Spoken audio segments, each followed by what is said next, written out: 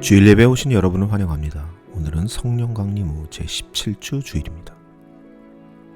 오늘의 키워드는 응답입니다. 하나님은 왜 나의 기도에 응답하지 않을까? 이런 말, 그리고 이런 생각, 어찌 보면 우리 크리스천들의 숙명과 같은 말이죠.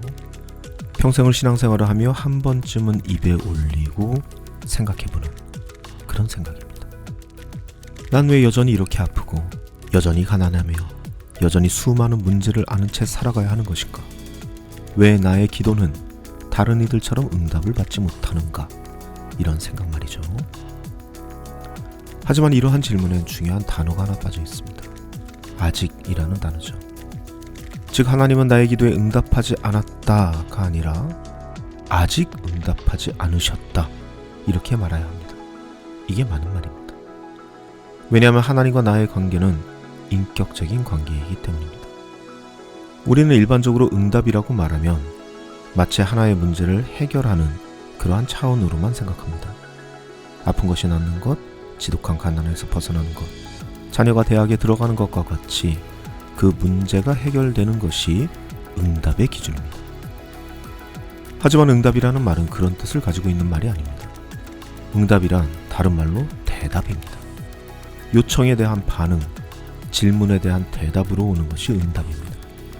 특별히 이 응답이 인격적인 관계 안에서 쓰이게 되면 문제가 있는데 그것이 해결되었다, 해결되지 않았다, 이런 식으로 쓰이지 않죠. 이런 식으로 쓰인다는 것은 기계적인 관계라는 것을 증명하는 것과 다름이 없죠. 인격적인 관계가 아닙니다. 그렇기 때문에 나와 인격적인 관계를 맺고 있는 하나님께서 나의 기도에 응답하셨는가를 살펴보기 위해서는 반드시 먼저 따져봐야 할 것이 이미 혹은 아직이라는 이 시간을 나타내는 부사를 반드시 수반해야 합니다. 이미 응답하셨는가 아니면 응답하지 않으신 것인가, 이 두 개의 서로 다른 시간의 차원에서 접근해야지 그 시간을 뺀 채 되었다, 안 되었다, 이런 식의 해결의 측면으로만 접근을 해서는 안 됩니다. 오늘 우리는 그 하나님과 우리의 인격적인 관계 안에서 발생하는 그 응답의 시간차에 대해 함께 이야기를 나누려 합니다. 다 같이 기도하겠습니다. 아버지 하나님, 주님과 깊은 인격적인 관계를 맺을수록 우리의 신앙은 성숙해가고 그 신앙이 성숙하는 그 기저에는 아버지 하나님과 나누었던 그 모든 대화들이 들어있을 것입니다. 대화는 언제나 질문과 응답으로 이루어져 있을 것이며 그것이 우리의 신앙의 유산을 더욱더 깊이 만들 줄 믿습니다. 하지만 그 기도를 단순히 문제 해결의 측면에만 사용하여서 결국은 그 신앙이 성장하지 못한 수많은 사람들을 봅니다. 혹시 우리도 그 자리에 있을지 모르겠습니다. 오늘 이 예배의 시간 주님께서 함께 하시고 진정한 주님과의 인격적인 관계 안에서의 기도와 응답의 관계를 마음에 새길 수 있는 복된 시간이 될 수 있도록 인도하소서. 오늘 바쳐지는 시간과 물질에도 축복하시고 이 모든 것들이 이웃을 사랑하고 섬기는 데 쓰여질 수 있도록 주님 축복하여 주옵소서. 예수님의 이름으로 기도드립니다. 아멘. 자, 오늘도 시작 전에 잠시 양해의 말씀을 구하겠습니다. 오늘도 이 설교 분량 조절에 실패해서 1부와 2부로 나누어서 설교하도록 하겠습니다. 하지만 이번 주와 다음 주 설교의 제목을 이어가진 않겠습니다. 서로 다른 두 개의 제목의 설교가 될 텐데요. 그럼에도 불구하고 오늘 설교의 진결론은 다음 주 설교에서 내게 된다는 것을 양지해 주셨으면 좋겠습니다. 그럼 시작하겠습니다. 목회를 하면서 가장 많이 받는 컴플레인 중 하나가 응답하시는 하나님에 관한 컴플레인입니다. 그 중에는 왜 하나님은 이 세상의 모든 불의와 악을 보고만 계시는가? 전쟁과 재난, 기근에 하나님께서는 무엇을 하시는가? 이런 식의 이 매크로한 컴플레인도 있겠지만 대부분의 컴플레인은 마이크로한 것이죠. 왜 하나님께서는 내 기도 제목에 응답을 안 하시는가? 이러한 것들입니다. 나는 왜 여전히 이렇게 아프고 여전히 가난하며 여전히 답 없는 인생을 살고 있는가? 왜 나의 기도에는 도무지 응답을 안 하시는 것 같은가? 이러한 컴플레인들이죠. 이러한 질문에 대부분의 목사님들은 이렇게 대답하실 겁니다. 기다립시다. 참고 인내합시다. 주님의 그때 이루실 겁니다. 이러한 대답 말이죠. 다들 우리가 뻔히 잘 알고 있고 우리의 마음에 전혀 들지 않는 그러한 대답들입니다. 그런데 사실 저 또한 목사죠. 그래서 여러분이 그러한 질문을 던질 때 저 역시 그런 답변밖에 못 드립니다. 기다리자 라고 말이죠. 실망하셨더라도 어쩔 수 없습니다. 왜냐하면 이 기도와 응답은 시간에 관한 문제이기 때문입니다. 많은 크리스찬들이 기도를 해결해야 할 문제라고 생각합니다. 하지만 아닙니다. 기도는 해결해야 할 문제가 아니라 시간에 관한 문제입니다. 우리에겐 이 시간관념을 조금 더 키울 필요가 있습니다. 우리는 흔히 문제가 다가오면 그 문제 자체에만 집중하는 경향이 있습니다. 문제를 해결하려 들죠. 문제는 해결해야 되는 것이고 풀어내야 하는 것이니까요. 그래서 그 풀어내는 방법에 관심이 참 많습니다. 하지만 그 문제는 그 풀어내는 방법과 같이 풀어내는 시간에도 관심을 가져야 한다는 것을 자주 잊어버립니다. 오히려 시간에 더 많은 관심을 기울여야 할 때도 있습니다. 시간이 약이다 라는 말이 있는 것처럼 말이죠. 문제는 문제이고 시간은 시간으로 생각하면서 그 문제와 시간을 분리해버리기 때문에 생겨나게 되는 오류입니다. 우리에게 문제는 풀어야 하는 것이고 시간은 관리하는 것이니까요. 대부분의 사람들이 시간 이렇게 얘기하면은 어떻게 효율적으로 쓸까, 어떻게 관리할까 여기에만 관심이 집중되어 있죠. 문제는 푸는 것이지만 시간은 다루는 것이라는 그러한 생각을 하고 있는 겁니다. 그래서 우리는 하나님께 문제를 놓고 기도하면 무언가 그 문제가 해결되는 데 있어서 시간이 단축될 것이다 라는 기대를 갖고 있습니다. 왜냐하면 우리에게 시간은 항상 단축되어야만 하며 그렇게 효율적으로 매니지 되어야 하는 것이니까요. 그래서 많은 크리스찬들이 하나님을 향한 그 기도를 시간 단축 용도로 사용하는 것이 아닐까 그런 생각을 해봅니다. 오랜 시간과 그리고 그에 합당한 노력들이 들어가야 할 부분을 기도로 퉁치려 하는 그러한 속셈들이 보인다는 것이죠. 대입을 위해 오랜 시간 공부해야 하는데 승진을 위해 오랜 시간 노력을 해야 하는데 영주권을 받기 위해 정말 오랜 시간 노예처럼 살아야 하는데 기도를 통해 그 오랜 시간을 삭제하려 드는 것이 아닐까 그런 생각을 한다는 겁니다. 특히 요즘처럼 극도의 효율을 추구하는 사회에서는 더욱 노골적으로 그러한 모습들이 보이고 있죠. 현대인들은 시간을 효율적으로 사용하는데 굉장히 관심이 많습니다.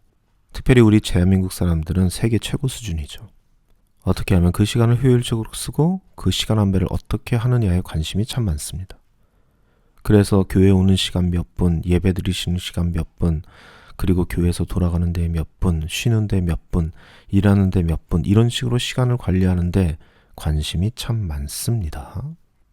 그런데 그러한 모습을 이렇게 보고 있자면 시간을 아끼는 데는 참으로 관심이 많은데 정작 그 일을 하는데 얼마의 시간이 걸릴까 이런 것에는 많은 관심도 기울이지도 않고 많은 지식도 없더라는 것이죠.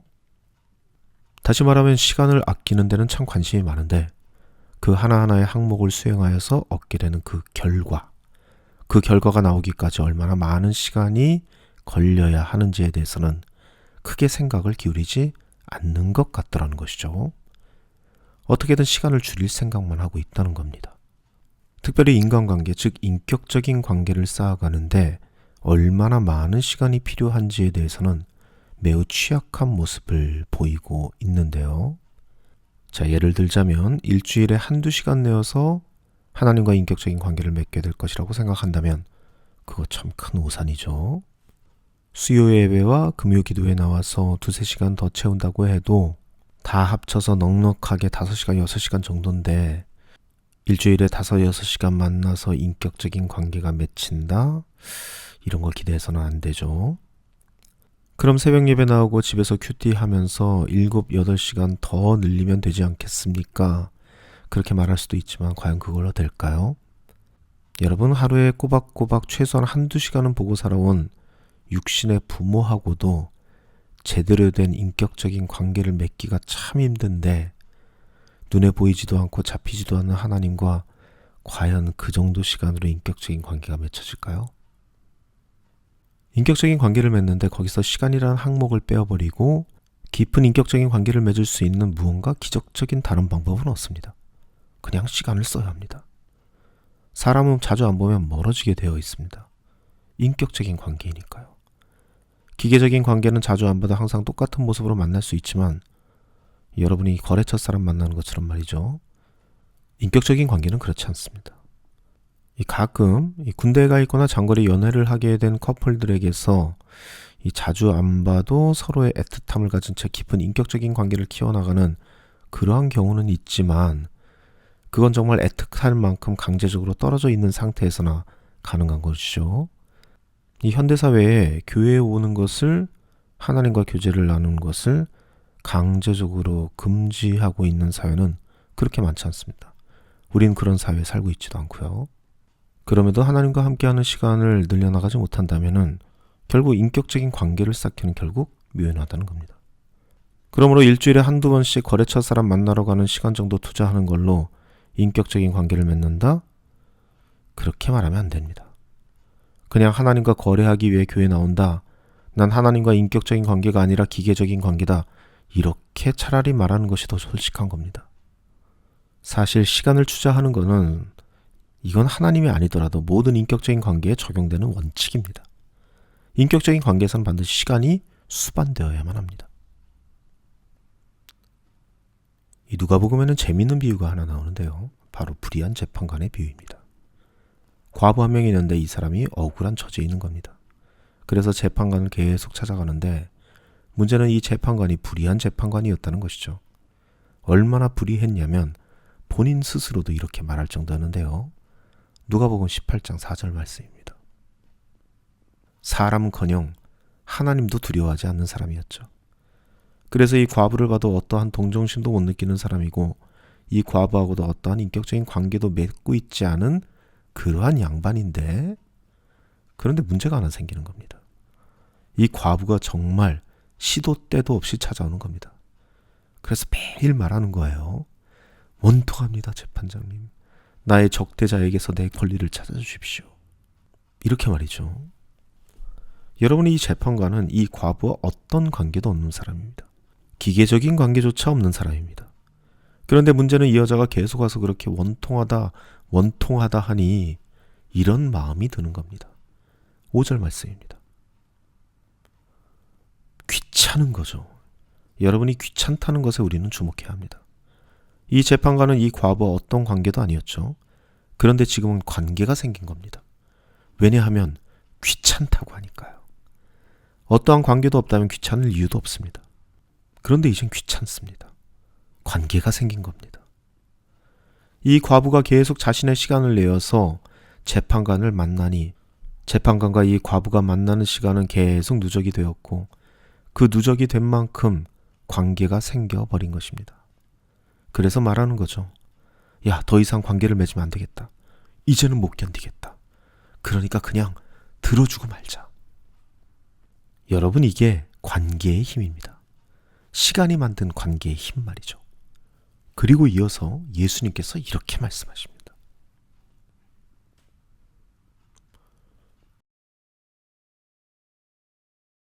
요즘 몇몇 설교자들이 이 불의한 재판관의 비유를 안 되는 것을 계속 조르는 그런 기도, 그런 기도를 정당화하는 비유로 해석하면 안 된다. 즉 그렇게 조르는 기도는 기복신앙적인 기도이고 기도는 깊은 호흡이자 하나님과의 대화다. 뭐 이런 멋진 말씀들을 하시는데 사실 반은 맞고 반은 틀린 해석이죠. 이 솔직히 말하면은 기도라는 측면에 있어서는 그렇게 해석하면 완전히 틀린 해석입니다. 왜냐하면 예수님께서도 이 비유를 시작하실 때 이렇게 시작하시기 때문입니다. 이 비유 자체가 낙심하지 말고 계속 기도하라는 그러한 목적으로 하신 비유라는 겁니다. 예수님께서도 알고 계셨던 것이죠.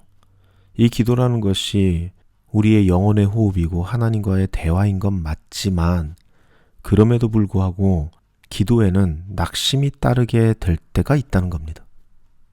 그러니까 그 낙심하게 될 때 오히려 뒤로 물러서지 말고 더욱 앞으로 나아가 간절히 매달리고 그 매달리는 시간을 통하여 더욱더 하나님과 깊은 관계를 맺어 나가라는 것이죠. 그러니까 낙심하지 말라는 것이죠. 기도의 응답이 중요한 것이 아니라 기도로 통해 얻어지는 그 시간이 더 중요한 것임을 예수님께서는 이 비유를 통해서 말씀하시는 겁니다. 시간이 이만큼 중요한 것입니다. 그 시간 감각을 우리는 키워야 합니다. 지금 현대 교회가 보여주고 있는 그렇게 쿨하고 멋진 모습으로는 결코 하나님과 인격적인 관계를 맺을 수 없습니다. 멋들어지게 한번 예배드린다고 하나님과 인격적인 관계가 쌓여지는 것이 아닙니다. 그것은 오히려 거래처와 맺는 기계적인 관계와 가까운 것입니다. 인격적인 관계는 그렇지 않습니다. 어떤 사람이 인격적인 관계에 쿨할 수가 있습니까? 어떤 사람이 인격적인 관계를 깔끔하게 맺을 수 있습니까? 우리는 하나님에게 너무 쿨하고 너무 깔끔합니다. 지금 이 현대 교회가 앓고 있는 병이 바로 이러한 병이라는 것이죠. 부디 그 깔끔함과 쿨함을 넘어 하나님과 깊은 인격적인 관계를 맺고 진정한 응답이 무엇인지 그 응답의 세계에 뛰어들 수 있는 저와 여러분이 되시기를 간절히 소망합니다. 아버지 하나님, 주님께 너무나도 깔끔한 그리고 주님께 너무나도 쿨한 우리들의 모습입니다. 일주일에 한두 번 예배 드리는 것으로 하나님과 관계를 맺었다라고 얘기하는 그런 모습은 솔직히 인격적인 관계라고 말하기가 너무나도 어려운 관계라는 것을 압니다.